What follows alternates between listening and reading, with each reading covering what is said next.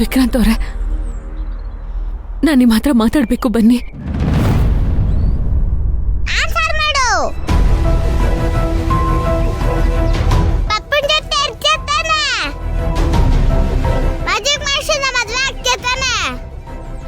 ಪುಟ್ಟ, ಒಂದ್ 5 ನಿಮಿಷ ಇರು.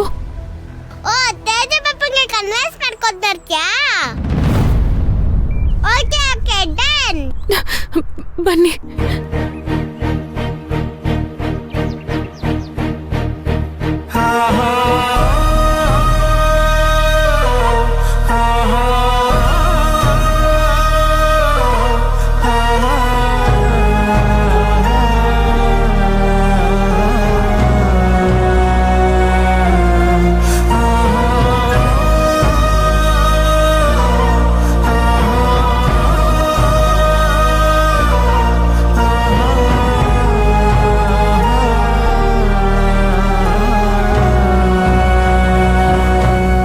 ವಿಕ್ರಾಂತ್ ಅವರೇ, ನನಗಿದನ್ನ ನಿಮ್ಗೆ ಹೇಗೆ ಹೇಳಬೇಕು ಅಂತ ಅರ್ಥ ಆಗ್ತಿಲ್ಲ. ನಾವಿಬ್ರು ಒಂದಾಗೋದು ಬೇಡ. ದೂರನೇ ಇದ್ಬಿಡೋಣ.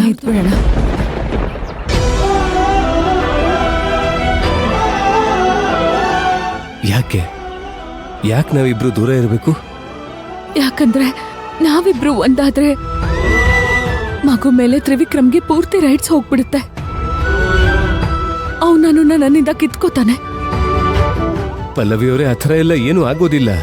ಅವರೇ ಆ ಥರ ಎಲ್ಲ ನಡೆಯೋದಿಲ್ಲ ಅಂತ ಒಪ್ಕೊಂಡಿದಾರಲ್ಲ. ಯಾಕಿಷ್ಟು ಅತಿಯಾಗಿ ಯೋಚನೆ ಮಾಡ್ತಾ ಇದ್ದೀರಾ? ಅಯ್ಯೋ, ನಾನು ಹೇಳಿದ್ದು ನಿಮ್ಗೆ ಅರ್ಥ. ಹೌದು, ನೀವಿಬ್ರು ಚೆನ್ನಾಗಿರಿ. ನನಗೂ ಅದೇ ಬೇಕು. ನೋಡಿದ್ರಾ, ಕೇಳಿಸ್ಕೊಂಡ್ರಾ? ಅವ್ರೇನ್ ಹೇಳ್ತಿದ್ದಾರೆ ಅಂತ ಕೇಳಿಸ್ಕೊಂಡ್ರಾ? ನೀವು ಸುಮ್ಮನೆ ಮನೆಗೆ ಬನ್ನಿ. ಮನೇಲಿ ಅಮ್ಮ ಆರತಿ ತಟ್ಟೆ ಎಲ್ಲ ಇಟ್ಕೊಂಡು ಕಾಯ್ತಾ ಇರ್ತಾರೆ ನಿಮ್ಮನ್ನ ಮನೆಗೆ ತುಂಬಿಸ್ಕೋಬೇಕು ಅಂತ. ಹೀಗೆಲ್ಲ ಮಾಡಬೇಡಿ ಪಲ್ಲವಿ ಅವರೇ, ಪ್ಲೀಸ್ ಬನ್ನಿ. ಯಾರ ಹತ್ರನೂ ಹೇಳಂಗಿಲ್ಲ, ಗೊತ್ತಿದೆ ತಾನೆ.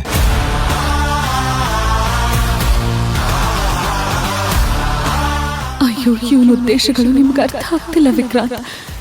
ನೀವು ಒಟ್ಟಿಗೆ ಸಂಸಾರ ಮಾಡಿದ್ರೆ ಅವ್ನ ಕೋರ್ಟಲ್ಲಿ ಮಗುನ ಆರಾಮಾಗಿ ಕೇಳ್ಬೋದು. ಅದಕ್ಕೆ ಇಷ್ಟೆಲ್ಲ ನಾಟಕ ಮಾಡ್ತಿದ್ದಾನೆ.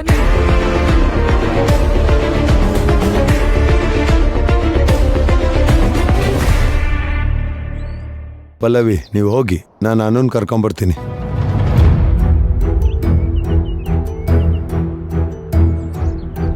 ನಾನು 2 ನಿಮಿಷ ವಿಕ್ರಾಂತ್ ಅವ್ರ ಹತ್ರ ಸಪ್ರೇಟ್ ಆಗಿ ಮಾತಾಡ್ಬೇಕು. ದಯವಿಟ್ಟು ಇಲ್ಲಿಂದ ಹೋಗಿ. ಮಾತಾಡು.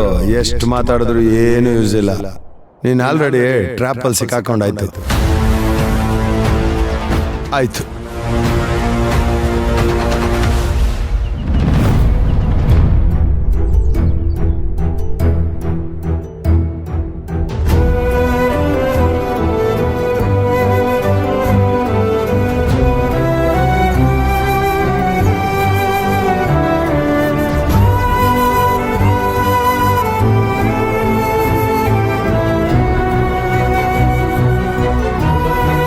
ವಿಕ್ರಾಂತ್ ಅವರೇ, ನೀವು ಇದನ್ನ ಹೇಗೆ ತಗೋತೀರಾ ಅಂತ ನನಗೆ ಗೊತ್ತಿಲ್ಲ. ಆದ್ರೂ ನಾನು ನಿಮಗಿದನ್ನ ಹೇಳಲೇಬೇಕು. ನಾನು ನಿಮ್ ಜೊತೆ ಸಂಸಾರ ಮಾಡೋದಕ್ಕೆ ಆಗೋದಿಲ್ಲ.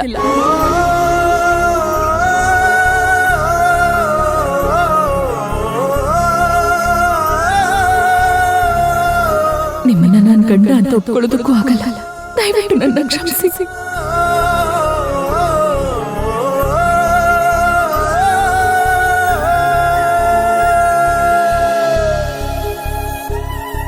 ಪಲ್ಲವಿಯವರೇ, ನೀವೇನ್ ಮಾತಾಡ್ತಿದ್ದೀರಿ ಅಂತ ನಿಮ್ಗೆ ಅರ್ಥ ಆಗ್ತಿದ್ಯಾ?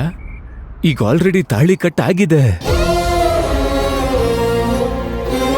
ಅಗ್ನಿ ಸಾಕ್ಷಿಯಾಗಿ ನಿಮ್ಮನ್ನ ಹೆಂಡತಿ ಅಂತ ಸ್ವೀಕಾರ ಮಾಡಾಗಿದೆ.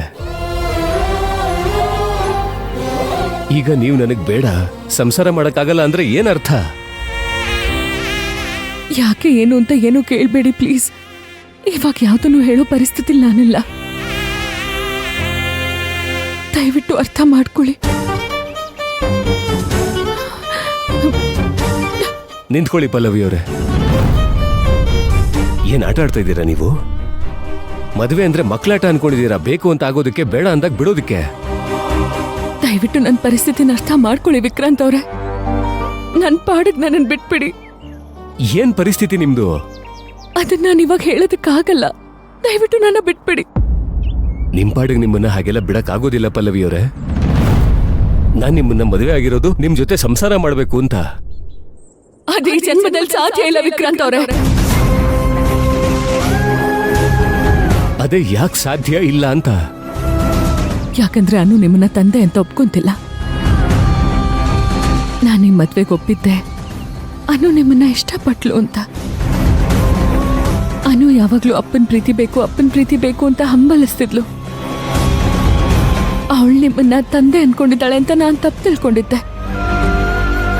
ಅವಳಿಗೋಸ್ಕರ ನಿಮ್ಮನ್ನ ಮದ್ವೆ ಆಗಕ್ಕೆ ನಾನು ಒಪ್ಕೊಂಡೆ.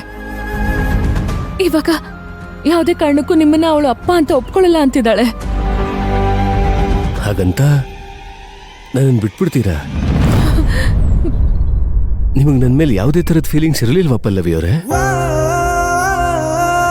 ನಿಮಗ್ ಗಂಡ ಬೇಕಿರ್ಲಿಲ್ಲ, ಅನುಗೆ ಒಬ್ಬ ತಂದೆ ಬೇಕಿತ್ತು ಅಷ್ಟೇ. ಹಾಗಲ್ಲ ವಿಕ್ರಾಂತ್ ಅವರೇ. ಮತ್ತಿನ್ ಹೇಗೆ? ನಾನ್ ಮದ್ವೆ ಆಗೋ ಹುಡ್ಗ ಮೊದ್ಲು ನನ್ ಮಗಳಿಗೆ ತಂದೆ ಆಗ್ಬೇಕು. ಆಮೇಲೆ ನನ್ ಗಂಡ ಆಗೋ ವಿಷಯ.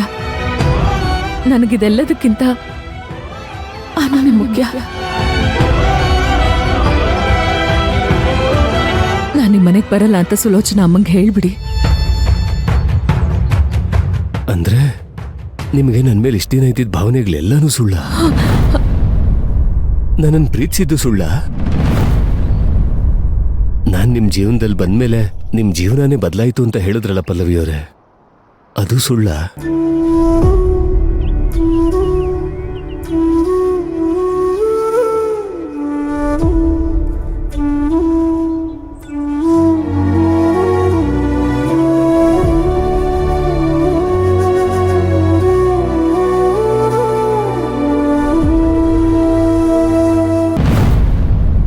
ಯಾವುದು ಸುಳ್ಳಲ್ಲ ವಿಕ್ರಾಂತ್ ಅವರೇ.